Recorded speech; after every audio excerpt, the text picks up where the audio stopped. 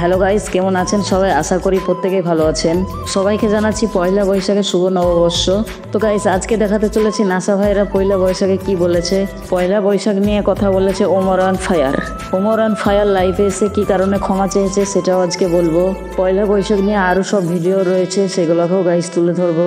এইদিকে পুলিশের কাছে আটক হয়েছে টিকটকার তোহা। কি কারণে আটক হয়েছে বিস্তারিত আজকের ভিডিওতে বলবো।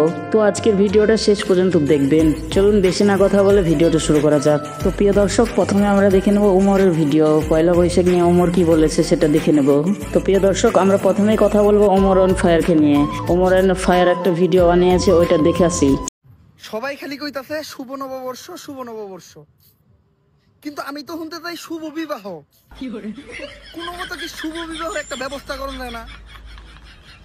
যেটা শুনতে চাই ওইটা কও না, যেটা শুনতে চাই না ওইটা বারবার কও।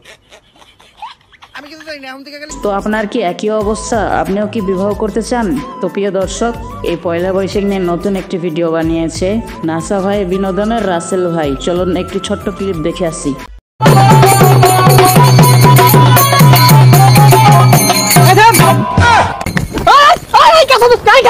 এসো এসো এসো হে বৈশাখ, এসো এসো।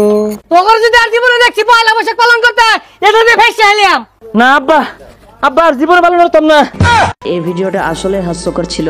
এইদিকে একটি পয়লা বৈশাখ নিয়ে ভিডিও বানিয়েছে, অসাধারণ ভিডিও, আমাদের আজারা পাবলিক জীবন ভাই। চলুন তিনি কি বলে দেখে নেওয়া যাক। আজ পহেলা বৈশাখ, আশপাশে মেলা লোক লাং নিয়েও বসে রয়েছে। আমরাও ঘুরতে বেরোইছি, তবে লাং নিয়ে না, ভাই ভাগান নিয়ে। তো প্রিয় দর্শক, এবার আসি টিকটকার জান্নাত তোহাকে নিয়ে। তো জান্নাত তোহা একটা টিকটকের মাধ্যমে লিঙ্ক ভাইরাল করে রাতারাতি ভাইরাল হয়ে যায়। তারা সর্বস্ব সোশ্যাল মিডিয়াতে বিলি করে দিয়েছিল। সর্বস্ব দিয়ে সর্বশেষ তোহাকে আটক করেছিল পুলিশ। কেন কি কারণে করেছিল আপনারা কি জানেন? তার কারণ কি হচ্ছে জানেন? তিনি অনলাইনে কোনো অবৈধ কাজ করত, তার জন্য তোহাকে আটক করা হয়েছে। তার লিঙ্ক ভাইরাল আর ওই অবৈধ কাজগুলো পুলিশের চোখে পড়েছে, তার জন্য তোহাকে আটক করেছে। এই তোহাকে আটক করাতে আপনারা খুশি হয়েছেন কি দুঃখ পেয়েছেন কমেন্ট বক্সে জানাবেন। তো এবার আমরা দেখে নেব ওমর অন ফায়ার লাইভে এসে কেন ক্ষমা চাইলেন। এই ভিডিওটা আমার একটা সাবস্ক্রাইবার ফলোয়ার আমার একটা ভাইয়ের জন্য, যার সাথে কালকে আমি একটু খারাপ ব্যবহার করছি। গতকালকে আমি ঢাকা থেকে কক্সবাজার আসি ফ্লাইটে। তো আমার ফ্লাইট ছিল 8টায়। আমি আমার বাইক নিয়ে একটু তাড়াহুড়া করে এয়ারপোর্টে যেতেছিলাম, অনেক সময় কম ছিল আর কি। তো ওই টাইমে আমি এয়ারপোর্টে ঢোকার যে ইউটার্নটা থাকে ওই জায়গায় আমি বাইকটা থামাইয়া সাজ্জাদের বাইকটা দিয়ে আমি এয়ারপোর্টে যাবো, সাজ্জাদ বাইকটা নিয়ে চলে যাবে।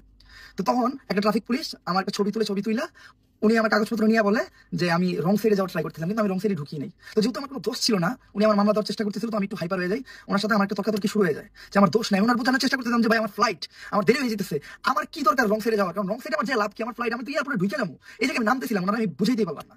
তো ওই টাইমে আমার একটা সাবস্ক্রাইবার বা ফলোয়ার্স আমার দেখে, যে জায়গায় পুলিশের লগে আমার কথাবার্তা হইতেছিল ওই জায়গায় ওই ক্যামেরা অন করে সে ছবি তুলতে। তো আমার এমনিতে একটু মেজাজ গরম ছিল। তারপরে আমার দোষ নাই, আমার উপর দোষ চাপাই দেওয়া হইতেছে, যেন আমার ফ্লাইটের জন্য লেট হয়ে যেতেছি। তো সবকিছু মিলে ওই টাইমে পুলিশের সামনে ক্যামেরা অন করে পুলিশের রাগারাগি করতেছিল এই জন্য আমার সাথে। তো আমি একটু হাইপার হয়ে যাই, যার জন্য আমার সাথে একটু রুট ব্যবহার করি। রুট ব্যবহারটা কেমন আমি বলি, ভাই তোমার কি সেন্স খারাপ, বিবেক বিবেচনা নাই? তুমি দেখতেছো আমি একটা ঝামেলার ভিতরে আছি, তুমি তো একটু পরে বলতে পারো। তো আমি একটু রুট ব্যবহার করে হালাই, আসলে আমি স্বাভাবিক অবস্থায় ছিলাম না। তো এমনিতে আমি যদি কখনো কারোর সাথে খারাপ ব্যবহার করি, আমি পরবর্তীতে তার কাছে মাফ চেয়ে নিই। কিন্তু আমার ফ্লাইটটা লেট হয়ে যেতেছিল, মানে এতই তাড়াহুড়ার ভিতরে ছিলাম আমি, তাড়াহুড়া কইরা মানে এয়ারপোর্টের ওই পুলিশের সাথে অ্যাট লাস্ট আমার পুলিশ মামলাটা দেয় নাই। উনি একটা সিচুয়েশনে উনি বুঝতে বাধ্য হইলো যে আমার কোনো দোষ ছিল না, উনি এরকম কোনো প্রুফ করতে পারে নাই। তো তারপরে আমার কাগজপত্র আমার ফিরিয়ে দেয়, কিন্তু অতক্ষণে আমার ওই সাবস্ক্রাইবারটা হয়তো ওইখান থেকে চলে গেছিল বা আমি খেয়াল করি না, আমি তাড়াহুড়া এয়ারপোর্টে ঢুকে যাই। বাট আমি রিয়েলাইজ করি যে আমি কাজটা ঠিক করি না। আমি সবসময় এরকম বিহেভিয়ার যদি আমি কখনো কারোর সাথে করি, এরকম ব্যবহার, আমি তার কাছে মাপ চেয়ে নিই, কিন্তু আমার মাপ চাওয়ার সিচুয়েশনটা হয় নাই। তো আমি আন্তরিকভাবে সরি বলতেছি তোমার কাছে। তো এই ছিল আজকের ইন্টারেস্টিং ভিডিও। দেখা হচ্ছে পরবর্তী ভিডিওতে। ভিডিওটা কেমন লাগলো কমেন্ট করে জানাবেন, আর ভিডিওটা ভালো লাগলে শেয়ার করে দিবেন, আর পেজে নতুন হয়ে থাকলে পেজটাকে ফলো করে রাখবেন।